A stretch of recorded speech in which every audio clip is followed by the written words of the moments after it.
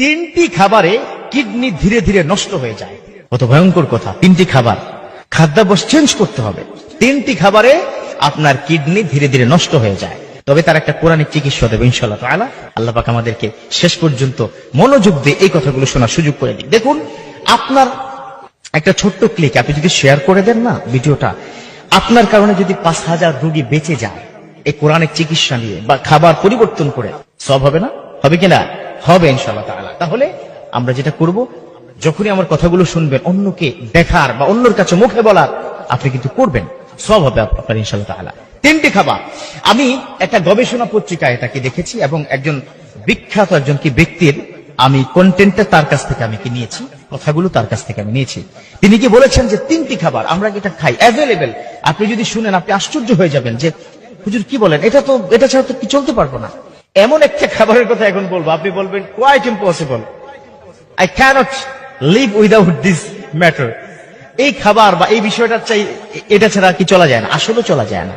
এক নম্বর হচ্ছে লবণ। লবণ কিডনিকে নষ্ট করে দেয়। এখন বলবেন হুজুর বলেন কি?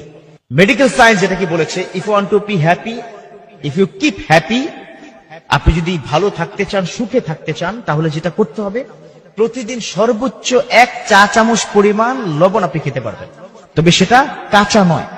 আমাদের বর্তমান সোসাইটিতে সবচেয়ে বড় ক্ষতি করেছে কাঁচা লবণ খেয়ে।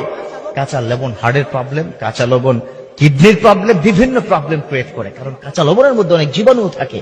তবে কাঁচা লবণ কখনো কখনো আবার উপকারও হয়। ডিমেনশিয়া বা বিভিন্ন ধরনের যখন প্রবলেম হয়, মানুষ যখন অসুস্থ হয়ে পড়ে বা পেটের মধ্যে যখন প্রবলেম হয়, তখন স্যালাইনের সাথে আপনি একটু কাঁচা লবণ দিয়ে, মানে আপনি ওর স্যালাইন কিন্তু কি বানানো যায়, 1 চিমটি কি সবাই পারে তো মাশাআল্লাহ, হ্যাঁ, লবণ 1 চিমটি, চিনি আর লবণ, চিনি এবং পানি বা গুড় আছে, গুড় দিয়েও করা যায়। তো আমরা এই লবণটা মেডিকেল সায়েন্স বলেছে সর্বোচ্চ 1 চা চামচ পরিমাণ লবণ একজন মানুষ দৈনিক খেতে পারবে। অথচ আমাদের গ্রামে অনেক মা বোনেরা তারা এত পরিমাণ লবণ খায়, কাঁচা লবণ এক বেলাতে 1 চা চামচ, খুবই ক্ষতিকর। তো লবণ খাওয়া যাবে না, তাহলে কাঁচা লবণ খাবো না। 2 নম্বর হচ্ছে 1 চা চামচের বেশি খাবো না। তারপর হচ্ছে আসুন 2 নম্বর যে খাবারটার কি কথা কি বলা হয়েছে, সেটা হচ্ছে পানি। এই পানি বাহিত রোগের কারণে আপনার কিডনি নষ্ট হয়ে যায়, কিডনি ড্যামেজ হয়ে যায়। কি কারণে? 1 নম্বর প্রবলেম, পানি বিশুদ্ধ খেতে হবে। এখন বলবেন হুজুর আল্লাহ তো 2টো কিডনি দিয়েছে ফিল্টার করার জন্য। ডেফিনেটলি আপনার ফুসফুসটা কি দিয়েছে? বাতাস ফিল্টার করার জন্য, বাতাসকে পরিশোধন করার জন্য।